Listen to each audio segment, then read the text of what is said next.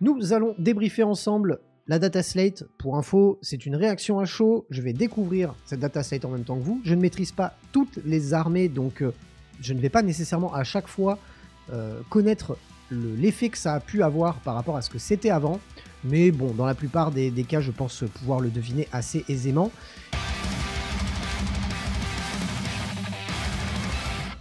Et on va pouvoir commencer de suite avec donc la plaque d'équilibrage. Petite mention par rapport à Games Workshop qui fait, je trouve, bien le travail encore une fois, puisque on a tous les éléments téléchargeables sur Warhammer Community directement en français avec des belles couleurs pour voir ce qui a changé. Je salue le geste. Voilà, on est pas mal. On est pas mal.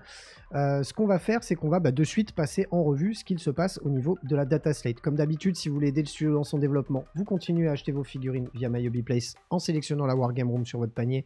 Ça aide le studio à continuer d'exister. Donc merci à vous qui le faites. Vous pouvez aussi vous abonner sur Tipeee. Vous commencez à connaître les bails. On va pouvoir y aller directement sur la data slate, la plaque d'équilibrage.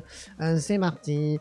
La plaque d'équilibrage, assez claire. On a un premier changement par rapport à l'Adepta Sororitas, par rapport à la règle d'armée acte de foi, puisque désormais on va gagner un dé de foi à chaque fois que l'on aura une unité de l'Adepta Sororitas qui est détruite, ce qui n'était pas le cas avant. Avant on en avait un au début de chacun des tours de jeu, maintenant c'est un seul au début du round de bataille, donc ça commençait à être un petit peu fifre, et c'est bien que Games Workshop propose le fait de revenir. Je crois qu'il n'y a que les Repentia qui avaient nativement une règle qui faisait que quand elles étaient détruites on gagnait un dé de foi, et bien là c'est maintenant à chaque fois qu'une unité Adepta Sororitas de notre armée est détruite. On fera en sorte de sacrifier certaines unités, peut-être le retour de certaines unités pas chères, pour pouvoir les sacrifier pour gagner du dé de foi. Ça, l'avenir nous le dira.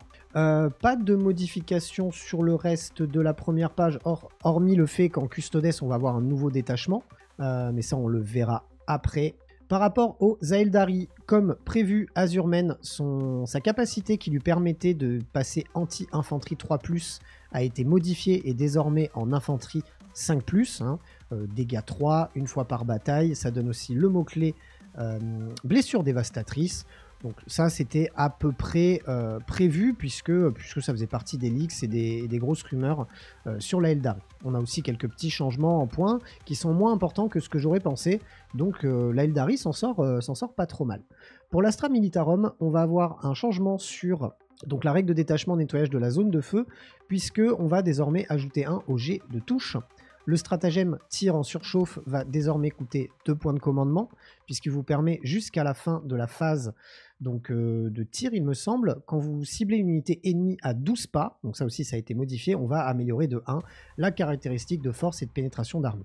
Des radiants laser, les fusils laser, les pistolets radiants laser, les fusils de sniper radiant, bref, les radiants quoi, on aura compris.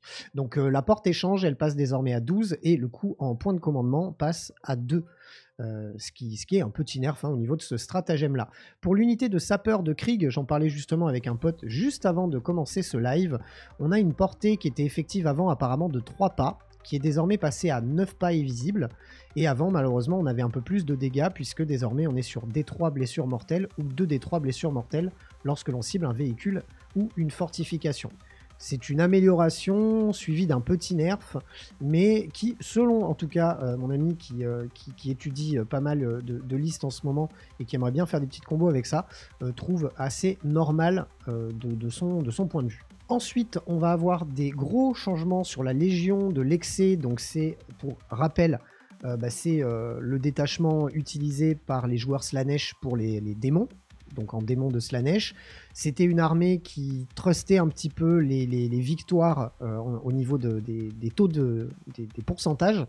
Donc c'est à peu près, en tout cas, alors normal, légit, je ne sais pas, mais en tout cas, on devait s'y attendre. Voilà, on devait s'y attendre, il y a eu le gros nerf, c'était à peu près acté. Ce qu'il se passe, c'est que désormais, sur donc la règle de détachement, la manœuvre de séduction, on va désormais...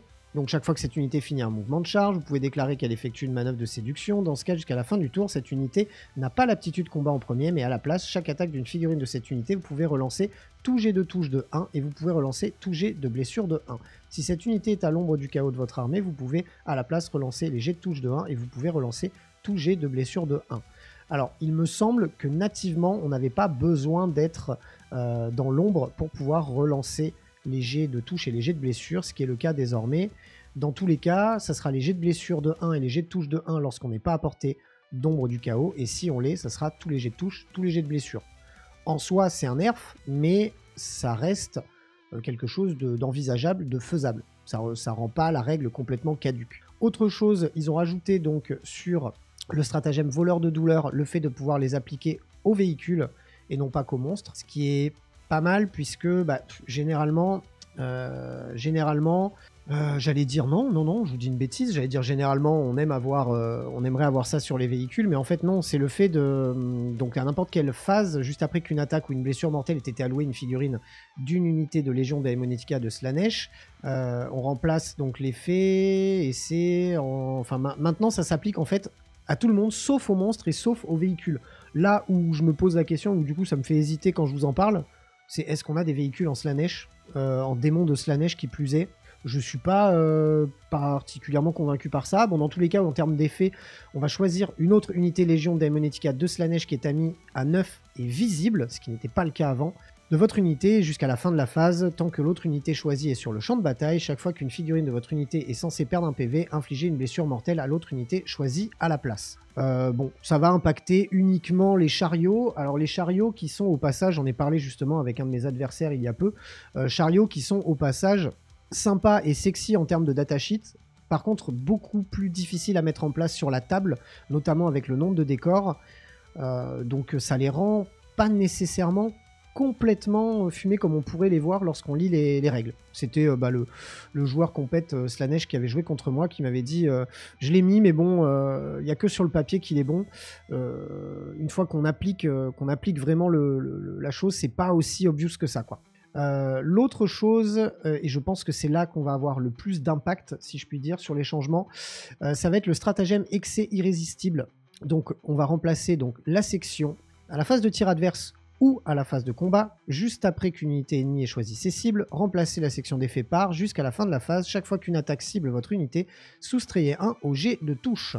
Et alors là les gars, je vous avoue que sur cette règle-là, ne maîtrisant pas du tout ce codex, je pourrais pas vous dire si c'était mieux avant ou moins bien. En tout cas, de la manière dont c'est écrit, lorsque c'est quelque chose qu'on peut faire à la phase de tir adverse de base, mais que désormais on peut aussi le faire à la phase de combat, selon moi c'est quelque chose d'assez positif. Maintenant, c'est l'effet en lui-même, jusqu'à la fin de la phase, chaque fois qu'une attaque cible votre unité, soustrayez 1 au jet de touche. Il me semble que... Alors, quel aurait pu être le changement? Est-ce qu'on aurait un soustrait 1 au jet de touche, soustrait 1 au jet de blesse et qui est passé uniquement à soustrait 1 au jet de touche? J'arrive pas à déterminer le plus gros du changement sur ce stratagème-là. Le fait est, c'est que désormais, on peut le faire à la phase de combat, en plus de la phase de tir. Ce qui, selon moi, est plutôt positif. Donc à suivre sur les parties, ce que ça va donner en vrai sur la table, parce qu'à chaque fois on peut théoriser des heures, mais on n'est pas nécessairement au fait de ce qui peut se passer une fois qu'on place nos unités sur la table, ça n'est pas du tout la même chose. Ce qu'on peut trouver des fois d'assez bon théoriquement, à mettre en place sur la table, parfois c'est pas du tout la même chose. On a autre chose pour les Grey Knights. Alors il me semble, je veux pas dire de bêtises, mais il me semble que c'est un nerf puisque donc c'est par rapport au détachement de force opérationnelle, le Warbane. La règle de détachement, on va remplacer donc chaque fois qu'une figurine d'une unité Grey Knight de votre armée fait une attaque qui cible une cible visible, ouais, ça fait beaucoup de fois cible, relancez tout jet de touche de 1 à la place si l'unité est une escouade de purifieurs ou qu'elle est entièrement à portée du sol sacré de votre armée, vous pouvez relancer le jet de touche. J'imagine que avant il n'y avait pas la mention visible et que désormais pour pouvoir se faire il faut que la cible soit visible, ce qui en soi est un nerf. Arrêtez-moi si je me trompe, n'hésitez pas à me le dire dans les commentaires. Encore une fois, il y a certaines armées sur lesquelles je peux m'exprimer, comme par exemple les sœurs de bataille, et d'autres que je connais un petit peu moins, ou d'une petite expérience de partie jouée contre. Mais selon moi, ça doit être ça. Et bon, le Grey Knight, je vous avoue que je l'ai très très mal vécu sur mes dernières parties, et que je l'ai trouvé vraiment très fort. Apparemment, il est contrable, mais pour le moment, j'avais pas réussi trop à trouver la solution. Mais il semblerait que ça soit tout de même un petit nerf qui a été apporté à l'armée Grey Knight. Par contre, pour ce qui est des Votann, ça s'est confirmé, ce qui avait été dit par rapport à des leaks. On avait donc la règle d'armée qui a désormais changé. Et on ajoute De plus, au début de la bataille, choisissez 2 unités de l'armée adverse. Chacune de ces unités commence la bataille avec 2 pions de jugement. Alors, inutile de vous dire que c'est fort, mais que si on ne l'a pas, l'armée devient vraiment très faible, si je puis dire. En fait, le Votann a besoin de son double token pour être vraiment efficace, sinon il est vraiment galère, et je pense que c'est une bonne chose de lui avoir apporté ça. En plus de ça, la règle de détachement, donc impitoyable efficacité, on va pouvoir sélectionner un nombre d'unités donc supplémentaires en plus de nos 2 de la règle d'armée, et on va pouvoir, elle aussi, leur ajouter, il me semble, 2 tokens de jugement. C'est bien ça. Bon, le fait est, c'est que ça va être moins que d'habitude. Je crois qu'avant, c'était 2, 3 et 5. Et maintenant, c'est 1, 2 et 4. C'est-à-dire que lorsque vous jouez en format d'incursion, vous allez pouvoir le faire sur une seule unité. Si vous jouez en mode force de frappe, vous allez pouvoir le mettre sur 2 unités. Et en offensive, vous pourrez le mettre 4 unités. Ça me paraissait un peu obligatoire que le Votann ait ces changements-là. Donc pour moi, c'est assez legit. Et pour le moment, de ce que je vois, en tout cas sur la data slate, les changements sont étaient assez prévisibles. L'aptitude de la Squeak Bomb des orques a changé. 2 fois par bataille après que cette unité ait terminé un mouvement normal, vous pouvez utiliser une Squeak Bomb. Dans ce cas, choisissez une unité ennemie à 12 pas et visible de l'unité qui a cette aptitude et jetez un D6 sur un 3+. Cette unité ennemie subit des 3 blessures mortelles. Il me semble qu'avant, l'unité n'avait pas besoin d'être visible. Et alors, vous pouvez utiliser une Squeak Bomb. C'est très certainement qu'avant, on pouvait toutes les utiliser en même temps. Et que là, désormais, c'est à chaque fois une Squeak Bomb. Encore une fois, arrêtez-moi si je me trompe, je ne maîtrise pas toutes les armées. Bon, on va taper dans ce qui m'intéresse le plus, moi, sur cette data slate. C'est la règle du serment de l'instant que je vous laisse découvrir. Donc, la règle du serment de l'instant, elle précise que désormais, on va pouvoir relancer le jet de touche sur l'unité qu'on a choisie. Donc ça, c'est comme d'hab. Par contre, c'est bien précisé, si vous utilisez un détachement du Codex Space Marines et si votre armée n'inclut aucune unité avec les mots-clés Black Templar, Blood Angel, Dark Angel, Deathwatch ou Space Wolves, ajoutez un au jet de blessure également. Eh bien, ça y est, le nerf est là, les gars. Le nerf est là.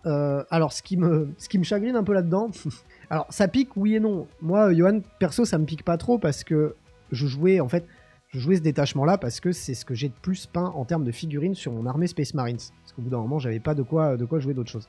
Alors, en soi, ça me dérange pas, parce que là, en plus, je suis revenu à une liste Blood Angel, puisque mes figurines commencent à être enfin peintes, donc je vais pouvoir rejouer ce que j'aime, vraiment. Ce qui me gêne là-dedans, c'est qu'en fait, ça nerf absolument pas l'Ultramarines.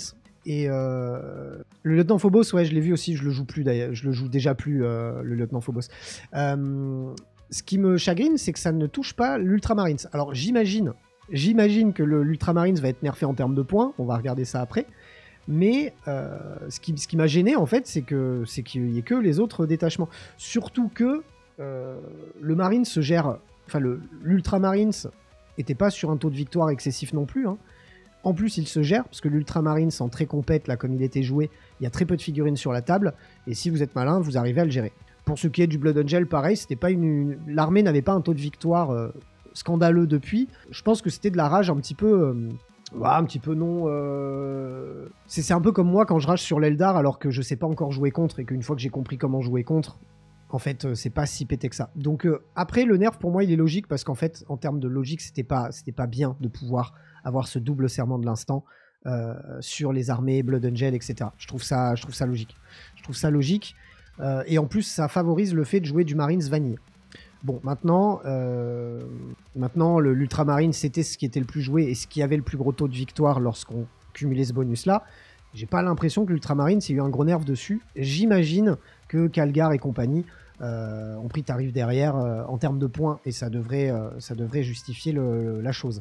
Bon, la Stormlands, quant à elle, on va avoir des petites modifications sur le stratagème insaisissable comme le vent.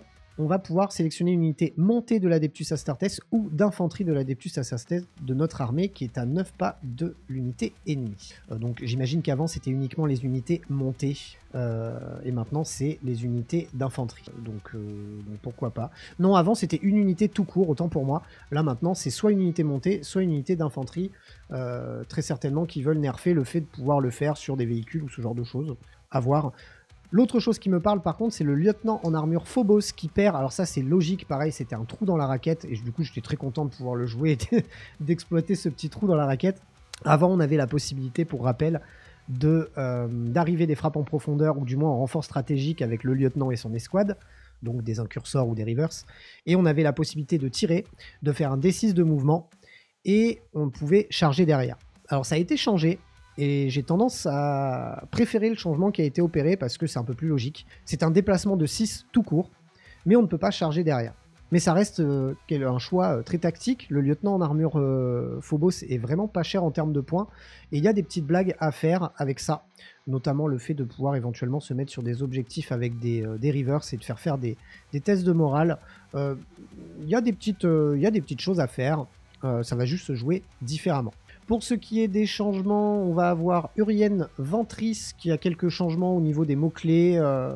Mais je vais passer dessus parce que je maîtrise pas assez l'Ultramarines et je suis beaucoup trop dans le sel quand je parle d'Ultramarines, même si j'aime beaucoup cette armée au final, mes goûts ont changé avec le temps et très certainement qu'un de ces quatre je ferai une armée d'Ultramarines pour le studio parce que je trouve ça quand même classe de pouvoir jouer au bout de Gulliman, mais très certainement que d'ici à ce que je l'ai peint et que j'ai fait cette armée là ça aurait été largement nerfé et ça sera très très nul, mais c'est pas grave, vous savez pourquoi je joue à Warhammer 40 000 si c'est nerfé, moi ça me dérange pas.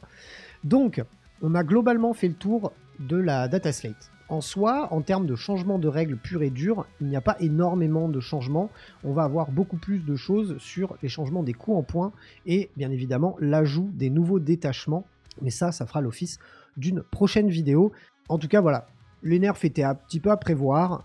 Je trouve qu'ils ont été plutôt tranquilles sur ce qui est des nerfs et des augmentations en termes de règles pures et dures.